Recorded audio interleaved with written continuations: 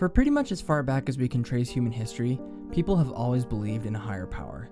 Whether they called it one god, multiple gods, the Tao, or any number of other titles, to my knowledge, we don't really know of any culture in history that has not held some sort of belief in a higher power. Historically speaking, the spread of atheism that has gained a special prevalence in North America and Western Europe is actually a bit of a novelty. You can decide for yourself whether that's a good thing or a bad thing, but interestingly enough, the world as a whole is still overwhelmingly religious. The most mainstream study I could find dated back to 2012, which cited world religious affiliation at about 84%, an overwhelming majority.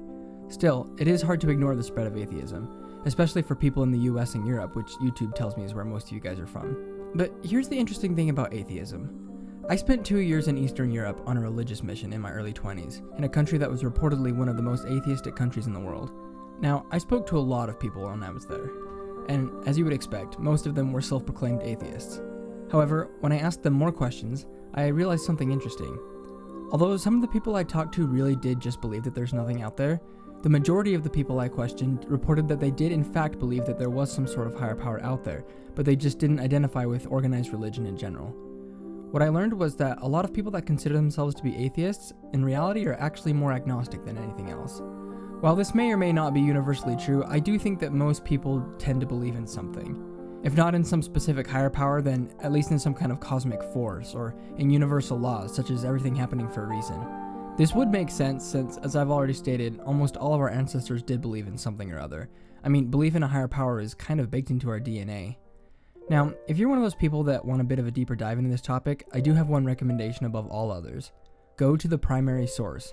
Now, what do I mean by this?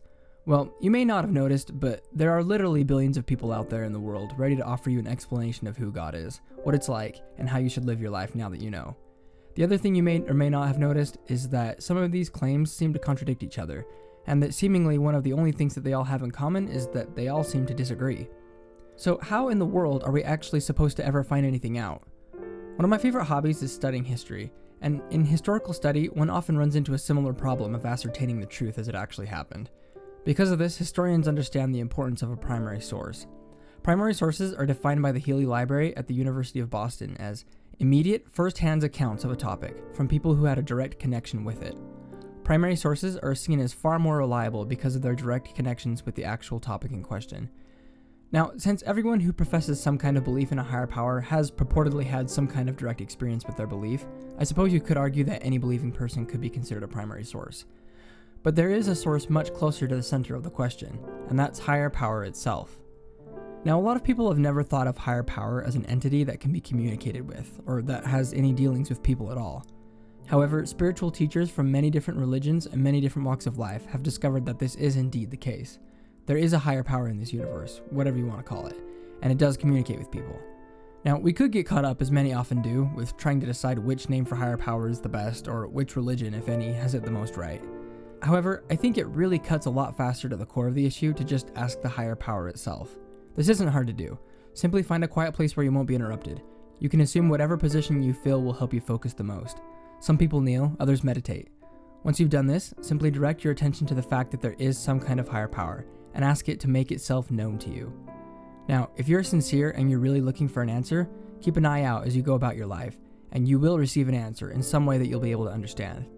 Now, I will warn you, this step is not one to take if you're just sort of casually interested in this topic. This is one of those things where there is such a thing as getting more than you bargained for. Because there is a higher power, and its highest priority is your expansion, not necessarily your comfort. Because of this, the degree to which you invite the influence of higher power into your life, while bringing many benefits, will also be the degree to which you will be pushed outside your comfort zone again and again to facilitate your personal growth. Building a relationship with higher power is a lot like building any other relationship. If you're trying to grow a relationship with someone, one of the biggest things to focus on is spending time together and having shared experiences. Take time regularly to be alone and quiet and to contemplate things. Take time just listening to your surroundings without having to draw any conclusions about them. Meditating is an excellent way to do this. The most important thing when looking for higher power is to keep an open mind.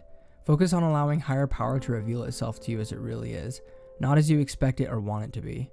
Often we bring to the table a lot of preconceived notions about higher power and what it's like. These notions come from a lot of different places. Previous religious experience or the religious experience of other people can obviously play a big part in this. Childhood experience can also play a role. In instances where God is perceived to be a certain gender, people often, without realizing it, assign to him or her qualities of their parent of the same sex. In cultures where the dominant perception of higher power is male, such as the Christian God, it is extremely common to subconsciously give God the characteristics of one's father. Now, depending on the quality of your relationship with your father, this can either help or hurt your efforts to grow a relationship with higher power.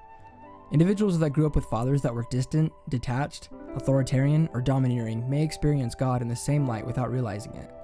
In cultures where the predominant perception of God is female, such as in some Druidic cultures, people would be inclined to subconsciously ascribe to her qualities of their mother. Awareness of this fact can help when we're seeking higher power, lest we give it a reputation that it never really deserved in the first place. So, just to recap, there is a higher power out there. It just may not be what you're expecting it to be.